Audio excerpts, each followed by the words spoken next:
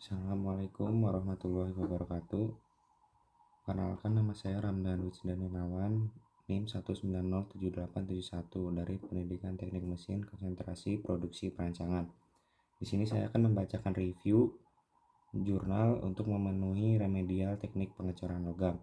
Jurnal kali ini berjudul Application of Surface Layer Inoculation Process to Solid Solution Strength Ductile Cast Iron, yang ditulis oleh Daniel Franzen, Andreas, Conrad Weiss, dan Joachim Gunlitz pada tahun 2020.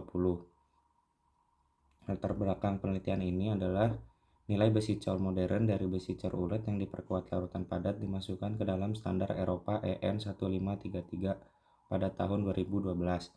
Terutama karakteristik kandungan silikonnya yang tinggi mengarah pada matriks ferrilitik sepenuhnya, yang menghasilkan peningkatan kemampuan mesin dan sifat mekanik statis yang sangat baik.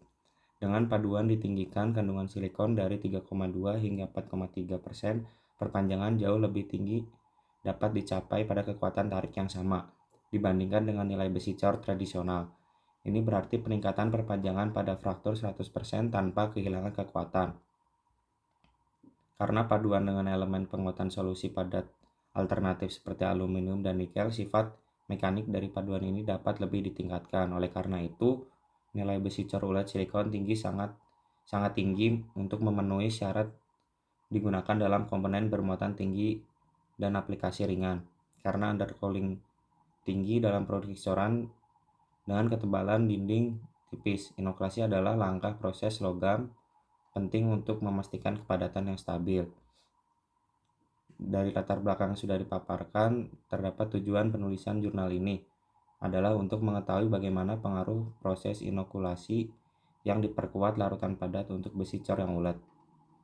Metode penelitian pada jurnal ini menggunakan metode eksperimen, sebuah inokulasi berbahan dasar aluminium dan kalsium sebagai elemen inti utama dipilih dengan komposisi kimia inokulan yang diukur dengan analisis mikroskopis basa kimia dan elektron.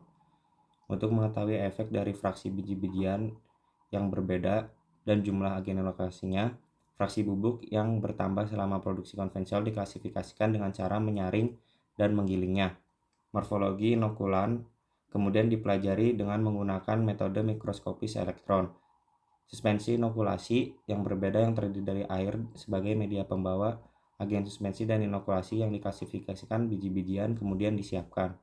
Untuk suspensi inokulasi yang disemprotkan ke cetakan tergantung pada ukuran butir inokulasi dan bervariasi dari 2,28 gram hingga 3,23 gram. Setelah pencampuran komponen menggunakan mixer bermotor selama sekitar 2 menit, suspensi inokulasi yang berbeda disemprotkan secara manual ke permukaan rongga cetakan dengan menggunakan pistol penyemprot bertekanan udara. Untuk memverifikasi jumlah inokulasi yang disemprotkan, tes semprot dilakukan pada sampel kertas dengan area yang ditentukan sebelum tes pengecoran. Setelah pengering suspensi inokulasi, semprotkan cetakan disiapkan untuk pengecoran. Bahan baku yang terdiri dari besi cor kembali, besi murni, dan ferrosilikon atau FeSi disiapkan dan dilelehkan dalam tungku induksi. Hasil dan pembahasan. Analisis sampel yang tidak terukur menunjukkan bahwa ukuran modul grafit yang diendapkan cenderung lebih besar dan dalam sampel yang tidak diinokulasi daripada dalam sampel yang diinokulasi dinding cetakan. Ini menunjukkan tingkat inokulasi yang lebih rendah dalam sampel referensi yang menghasilkan jumlah karbon yang lebih tinggi yang digunakan untuk setiap intinya. Karena kandungan inokulasi yang lebih tinggi, lapisan inokulan yang tidak tertutup muncul di permukaan pengecoran, sehingga pembubaran inokulasi yang tidak lengkap dan rata. Dengan demikian, efek inokulasi yang tidak mencukupi terjadi selama pengisian cetakan.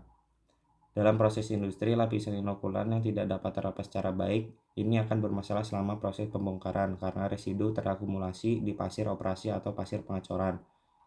Karena kandungan besi yang tinggi dari inokulasi atau inoktan yang tidak terbentuk sempurna sebagai lapisan pendingin untuk meningkatkan tingkat pendingin yang sebenarnya, membantu untuk proses pembentukan benda cor. Karena pembubaran inokulasi yang tidak lengkap pada kandungan inokulasi menyebabkan pendinginan menjadi lebih tinggi. Namun jika tingkat pendinginan yang lebih rendah dalam ketebalan dinding ini, efek memudar yang lebih kuat akan terjadi yang mengurangi efektivitas inokulasi.